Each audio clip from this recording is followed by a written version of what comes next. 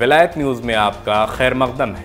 हिंदुस्तान के वजीर खारजा का बयान, इस्लाह न होने की सूरत में अक़वाम मुत्तहिदा मनसूख हो जाएगी। फार्स न्यूज़ की रिपोर्ट के मुताबिक हिंदुस्तान के वजीर खारजा जयशंकर ने एक तकरीब में हिंदुस्तानी तलबा से बात करते हुए कहा कि अक़वाम मुत्तहिदा के सिक्योरिटी काउंसिल के मेंबरान की मिसाल एक ऐसी बस में बैठे मुसाफिरों जैसी है जो दूसरे ज़रूरतमंद मुसाफिरों को बस में खड़ा देखकर भी अपनी जगह से उठने और दूसरों को जगह देने पर राज़ी नहीं है।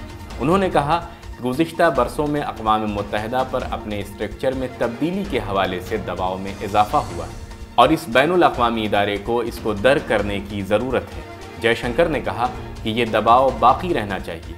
गुज़िश्ता चंद साल में दुनिया के एक बड़े हिस्से ने अक़वाम मुत्तहिदा के स्ट्रक्चर में तब्दीली की ज़रूरत महसूस की। अफ्रीका के 54 ममालिक हैं, लेकिन उनका कोई भी रुकन अक़वाम मुत्तहिदा के सिक्योरिटी काउंसिल में नहीं, हत्ता लातीनी अमेरिका के किसी मुल्क की भी वहाँ जगह नहीं।